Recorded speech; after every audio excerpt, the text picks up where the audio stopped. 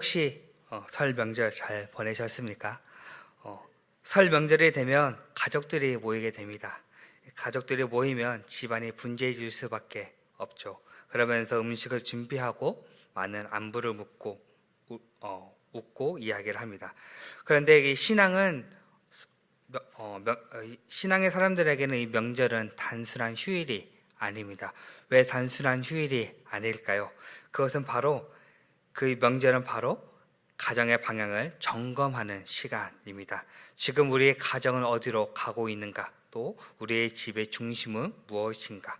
우리는 무엇을 선택을 하고 무엇을 결정하고 있는가? 우리는 분주하게 시간을 보내지만 정작 중요한 직무를 자주 놓치고 살아가고 있습니다. 그럼 우리 가정은 무엇을 섬기고 있는가? 오늘 본문에서 여호수아는 한 시대를 마무리하면서 이스라엘 백성들을 어디로 불러 모읍니까? 세겜으로 불러 모읍니다. 전쟁이 끝났습니다. 또 땅을 분배받았고 안정된 삶이 시작이 되었습니다. 겉으로 보기에는 아무런 문제가 없어 보이는 그런 시점이었죠. 그러나 바로 그때 여호수아는 백성들에게 가장 기본적인 질문을 던집니다. 그 질문은 바로 너희가 섬길 자를 오늘 택하라는 그런 질문을 던지게 됩니다. 왜 이 질문을 형통의 때에 던졌을까요? 이 부분이 좀 의아한데요. 방향을 잇는 것은 고난의 때보다 형통의 때가 더 쉽기 때문이라고 그렇게 말합니다. 사람들은 어떨 때 하나님을 찾습니까? 많은 사람들은 내가 힘들어할 때, 내가 어려울 때 하나님을 찾을 수밖에 없습니다. 왜 나한테 이런 어려움을 주냐고 그렇게 불평을 하면서 하나님을 찾습니다. 하지만 우리가 좀 마음이 편안해지고 우리가 안정되면 어떻습니까? 마치 하나님이 없어도 나는 살 수 있을 것처럼 착각하면서 살아가고 있죠. 그래서 여호수아는 안정 속에 있는 그 백성들을 세겜으로 불러 세겜에 세웁니다. 세겜은 그런 단순한 지명이 아닙니다. 이 세겜은 아브라함의 제단을 쌓았던 자리고 또 야곱이 우상을 묻고 돌아섰던 그런 자리입니다. 이 세겜은 바로 언약을 기억하는 자리입니다. 여호수아 24장 앞부분을 살펴보면 여호수아는 백성들에게 이렇게 말하지는 않습니다. 너희가 잘못했다. 너희가 더 열심히 하라. 이렇게 말하지는 않습니다. 먼저 하나님이 하신 일들을 회고합니다. 내가 아브라함을 택하였고 내가 애굽에서 건져냈고 또 내가 광야에서 인도하였고 또 내가 이 땅을 주었다. 여기서 계속 반복되는 단어들이 있습니다. 그 반복되는 단어는 바로 내가입니다. 이스라엘이 잘해서가 아닙니다. 그들이 또 충성해서가 아닙니다. 하나님이 모든 것을 하셨습니다. 홍해를 가르신 분도 하나님이시고 또 광야에서 만나를 주신 분도 바로 하나님이십니다. 가나안 땅을 주신 분도 바로 하나님이십니다. 그런데 성도님들, 신앙의 출발점은 결단이 아니라 바로 하나님의 은혜입니다. 왜 은혜일까요? 하나님이 선택하기 전에 하나님께서 나를 선택하셨고 우리 성도님들을 선택하셨습니다. 은혜를 기억하지 못하면 그 결단은 오래 가지 못합니다. 그 은혜를 잊으면 많은 사람들은 힘을 과대평가하며 자기 위상대로 살아갑니다. 하나님이 하셨던 일들을 마치 내 노력처럼, 내가 한 일처럼 그렇게 살아갈 수밖에 없습니다. 그런데 그 은혜의 기억들이 사라지게 되면 어떻습니까? 그 인간은 내가 한 일들을 마치 내가 한 것처럼 내가 한 일을 드러내는 그런 자리, 그 공로의 자리로 가게 됩니다. 고난은 우리를 무릎을 꿇게 하지만 이 형통은 바로 우리를 서 있게 한다는 것입니다. 문제는 바로 그 자리가 하나님 앞에 서 있는 자리인가 아니면 내 자신 앞인가라는 하는 것입니다. 그래서 여호수아는 이렇게 묻습니다.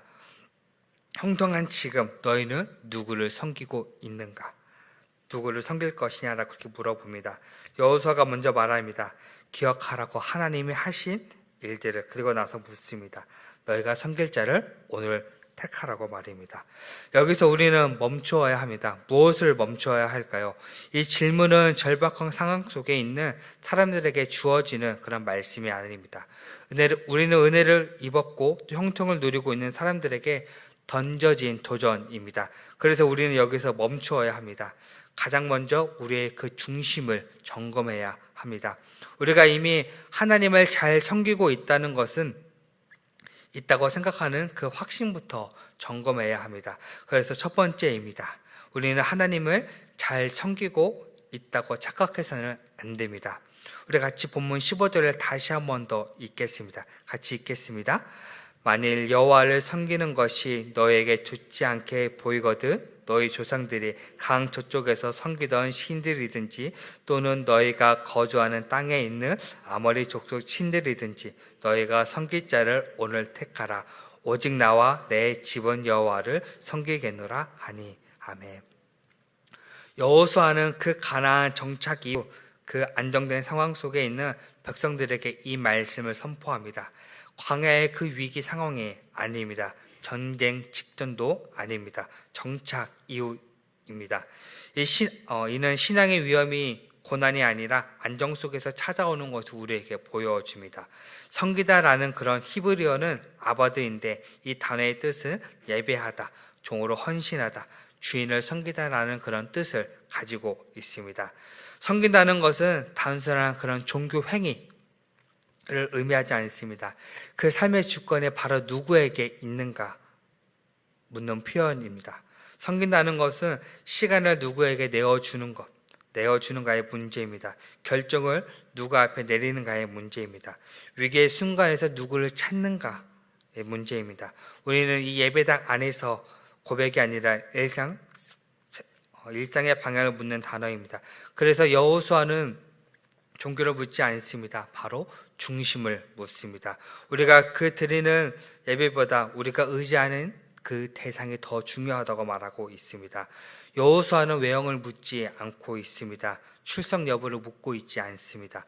종교적 형식을 묻고 있지 않습니다. 바로 우리에게 정체성을 묻고 있습니다. 너희는 누구의 백성인가? 또 강 저편의 신들, 아모리 족속의 신들, 여호와 하나님, 이 세 가지 선택지를 제시하지만 그 가운데 본질은 바로 하나님입니다. 그 하나님이지만 그 가운데 중립은 없습니다. 하나님을 섬기면서 다른 것을 섬길 수가 없는 것처럼 말이지요. 우리는 하나님을 믿는다고 말하고는 있습니다. 그러나 결정의 순간에는 안전을 더 신뢰할 수 있습니다. 예배를 드리면서도 우리는 계산을 따를 수 있습니다. 우리의 입술로 분명히 하나님을 고백을 하고 있다고 말하고 있지만 실제 삶의 주권은 내가 붙들고 있습니다. 그것은 이미 우리의 삶의 중심이 이동한 것입니다. 여호수아가 오늘 분명히 이렇게 말합니다. 오늘 택하라고 말하는 그 이유는 바로 신앙의 과거의 결단으로 유지되지 않기 때문입니다. 어제의 순종 또 오늘의 헌신을 보장하지 않습니다. 그래서 그는 단호하게 이렇게 말합니다. 여호와를 섬기고 싶지 않을지도 모른다. 이는 감정적으로 표현하는 것이 아닙니다. 영적인 상태에 대한 진단입니다. 가나안에 정착한 세대는 광야의 그 절박함을 경험하지 않았습니다. 그래서 철저한 그 자기 부인을 의미로 온전히 이해하지 못할 가능성이 있었습니다. 그 신앙은 하나님을 선택하는 것이 아니라 자기를 부인하는 것이라고 말하고 있습니다. 하나님을 섬긴다는 것, 모든 주인을 부정하는 것. 하나님을 섬긴다는 것은 다른 주인을 부정하는 것입니다. 나와 내 집은 여호와를 섬기겠노라. 이 고백은 개인적인 감정이 아니라 선언입니다. 언약적, 전인격적, 또 배타적 결단입니다. 따라서 우리는 하나님을 잘 섬기고 있다. 확신에 안주해서는 안 됩니다. 우리는 그 신앙을 마치 습관처럼 신앙생활을 하면 안 된다고 말하고 있습니다. 어제의 그 은혜는 오늘 헌신을 보장하지 않습니다. 과거의 그 결단은 현재의 중심을 증명하지 않습니다. 그래서 오늘 여호수아는 한 단어를 붙습니다. 그 단어는 바로 오늘입니다. 신앙은 항상 어떻습니까? 현재 진행형입니다. 그래서 바로 오늘입니다. 그런데 여기서 한 걸음 더 나아가야 합니다. 우리는 하나님을 섬긴다고 말한다면 다음 질문이 따라옵니다. 과연 우리는 거룩하신 하나님을 합당하게 섬기고 있는가입니다. 그래서 두 번째입니다. 우리의 그 신앙 수준에서 만족해서는 안 된다는 것입니다. 우리 같이 본문 19절을 다시 한번 더 보겠습니다. 같이 읽겠습니다.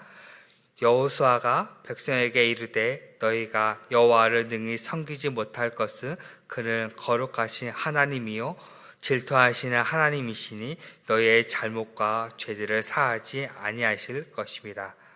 아멘. 이 말씀은 좀 우회입니다. 이미 백성들은 어떻게 하였습니까? 이미 입술로 고백하였습니다. 분명히 우리는 여호와를 섬기겠다고 고백하였습니다. 그런데 여호수아는 그 고백을 그대로 받아들이지 않았습니다. 오히려 선언합니다. 너희가 능히 섬기지 못할 것이다 라고 말입니다. 왜 이렇게 외치고 왜 이렇게 말합니까? 하나님이 어떤 분이신지 분명 알고 있었기 때문입니다. 오늘 본문은 하나님을 두 가지로 설명합니다. 어떻게 설명하십니까? 거룩하신 하나님, 질투하시는 하나님이라고 말하고 있습니다. 우리의 편의를 중심으로 하나님을 조정하지 못하게 말합니다. 하나님은 우리의 삶의 조연이 되지 않습니다. 하나님을 보조자로 두고 살 수는 없습니다. 바로 하나님이 우리의 주인이십니다. 거룩하다는 것은 바로 하나님의 기준이라는 그런 뜻입니다. 여호수아는 백성들의 그 자신감을 지금 흔들고 있습니다. 그들이 열심이 아니라 바로 하나님의 거룩을 바라보게 합니다. 하나님은 우리에게 이렇게 말합니다. 부분적인 그 순종을 우리에게 요구하지 않으십니다. 우리는 때로는 조금 하나님, 조금 세상이라는 그런 구조는 존재하지 않습니다. 바로 우리의 삶의 조연은 바로 하나님이십니다. 그리고 하나님이 우리의 주인이십니다. 우리는 쉽게 우리 자신을 평가할 때가 있습니다. 이 정도면 괜찮아. 나 열심히 신앙생활하고 있어. 나는 성실하게 지금 예배를 드리고 있어. 나는 오래 믿었으니까 괜찮아 라고 그렇게 때로는 안주할 때가 있습니다. 하지만 하나님의 거룩 앞에서는 우리의 기준이 아무것도 의미가 없습니다. 거룩은 상대의 비교를 허락하지 않습니다. 절대의 기준이 아니기 때문입니다. 또한 하나님은 어떤 분이십니까? 질투하시는 하나님이십니다. 이 질투는 감정적으로 우리에게 분노하는 것이 아니라는 것입니다. 우리에게 언약적으로 요구하고 있습니다. 하나님은 백성의 마음에 나누는 것을 허락하지 않으십니다. 부분적 헌신을 우리에게 요구하지 않으십니다. 헌신적으로 신앙생활하는 모습, 습관적으로 드리는 그런 예배, 또 의무적 봉사는 바로 거룩하신 하나님 앞에서 충분하지 않다는 것을 우리는 너무나도 잘 알고 있습니다. 하지만 여호수아는 지금 그런 모습을 통해서 그 백성들의 자신감을 꺾고 있는 모습을 우리에게 보여줍니다. 신앙은 할 수 있다는 자기 확신 위에 세워지지 않습니다. 하나님의 그 거룩을 인식할 때 겸손해질 수밖에 없습니다. 신앙은 자기 성숙이 아닙니다. 자기 부인의 깊이로 드러나는 것이 아닙니다. 그 신앙은 시간에 지날수록 만드는 결과가 아닙니다. 오래 믿는다고 해서 깊어지는 것이 아닙니다. 또 직분이 있다고 해서 성숙해지는 것도 아닙니다. 거룩 앞에서 얼마나 무너져 보았는가, 하나님의 그 은혜를 얼마나 구해 보았는가, 그것이 바로 성숙의 기준이라는 것입니다. 신앙은 안전 구조가 아니라 점검 구조입니다. 거룩하신 하나님 앞에서 내가 얼마나 낮아졌는가, 그 문제입니다. 안정은 성숙과 좀 다릅니다. 신앙이 안정되면 경건이 자동적으로 깊어지는 것이 아니라는 것입니다. 오히려 점검하지 않으면 우리는 점점 더 무뎌질 수밖에 없습니다. 여호수아는 단호하게 말합니다. 능히 섬기지 못할 것이다. 이 말씀은 절망 선언이 아니라 우리에게 말하는 경고입니다. 하나님을 가볍게 여기지 말라는 것입니다. 신앙은 현재 상태에서 만족하는 구조가 아닙니다. 거룩 앞에서 늘 다시 점검되고 다시 낮아지는 그런 과정이라는 것입니다.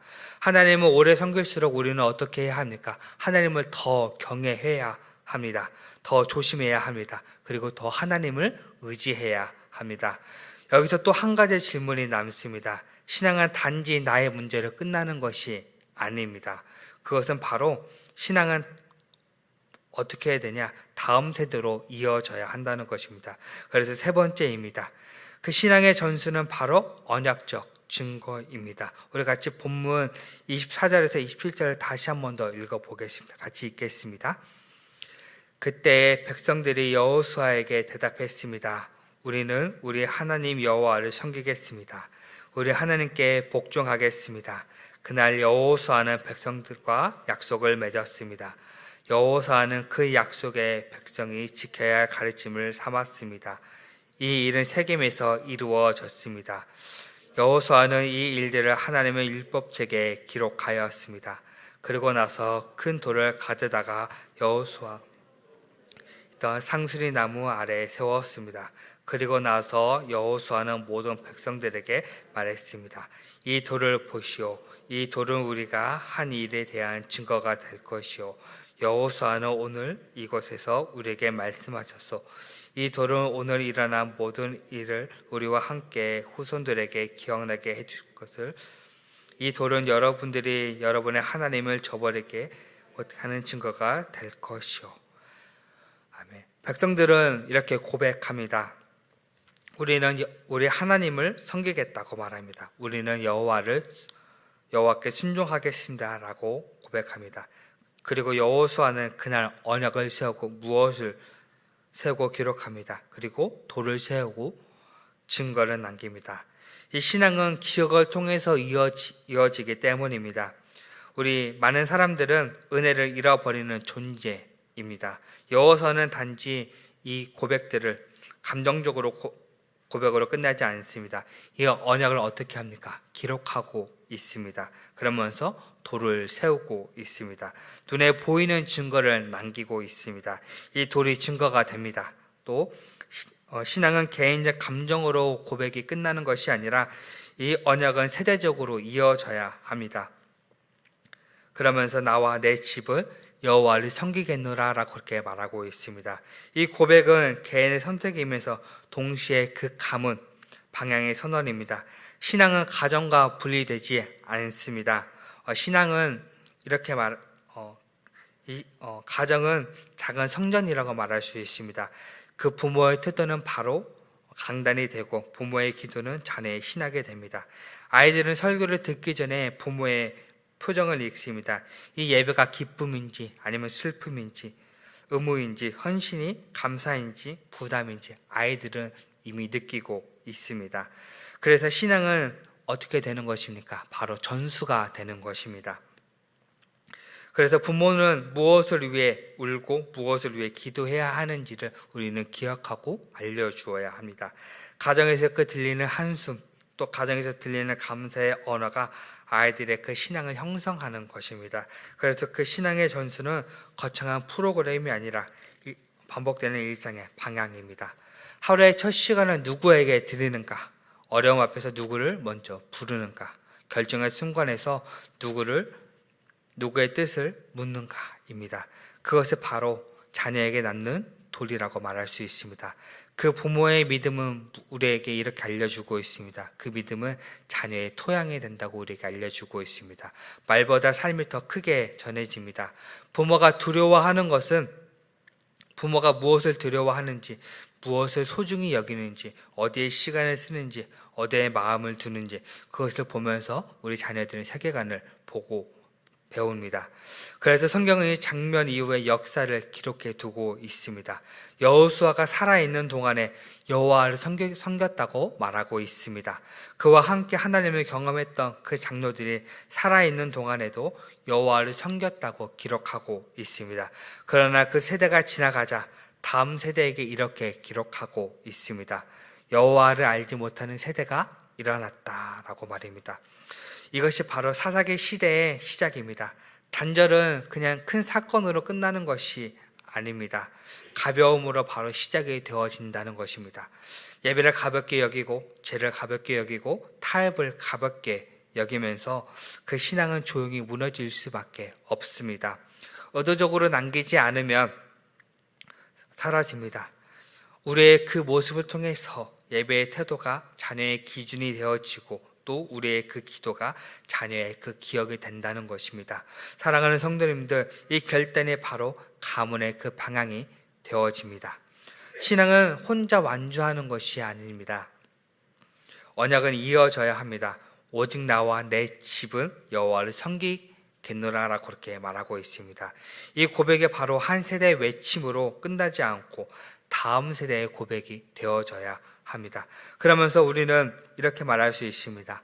신앙은 과거가 아니고 또 추억도 아닙니다. 신앙은 우리의 방향이라고 말하고 있습니다. 그 방향은 반드시 선택되어야 합니다. 어떻게 선택되어야 할까요? 우리는 앞에서 첫째, 둘째, 셋째 그 세 문장을 하나로 줄이면 우리 집은 누구로 섬길 것인가 입니다. 형통 속에서 안정 속에서도 우리가 택하지 않으면 내일은 더 어려워질 수밖에 없습니다.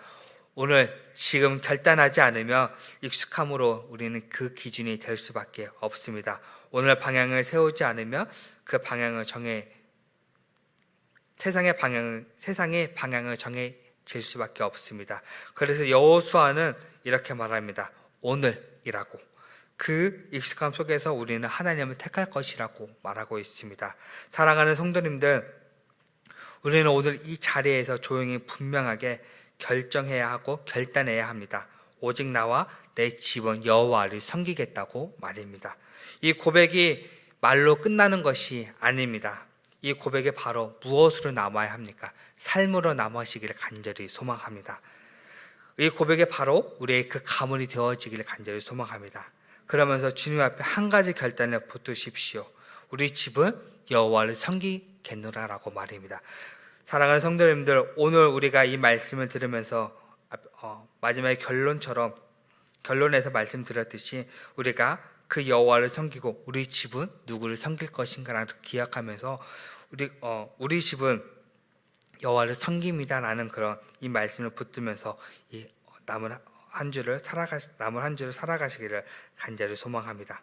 그러면서 우리가 어떻게 살아가야 되냐? 바로 우리는 예수님을 붙들고 예수님을 섬기면서 나아가는 우리 귀한 성도님들 되시기를 간절히 소망합니다. 우리 같이 기도하겠습니다. 거룩하신 하나님 아버지, 오늘 우리에게 다시 묻게 하시니 감사합니다. 너희가 섬길 자를 오늘 택하라 하시는 그 주님의 음성을 듣게 하시니 감사합니다. 우리가 형통 속에서 하나님 없이 살 수 있다고 착각했던 그런 마음이 있다면 용서하여 주시옵소서. 오늘은 여기까지 말씀을 잊지 않게 하시고 오늘도 주님만 의지하게 하옵소서. 거룩하신 하나님, 우리의 마음을 나누지 않게 하시고 오직 주님만을 섬기는 그런 삶이 되게 하옵소서. 우리 가정을 주님께 올려드립니다. 나와 내 집은 여호와를 섬기겠다는 이 고백이 말이 아니라 삶이 되게 하시고 우리의 결단이 우리의 방향이 되게 하시고 함께하여 주시옵소서. 이 모든 말씀 사랑의 많으신 예수님의 이름으로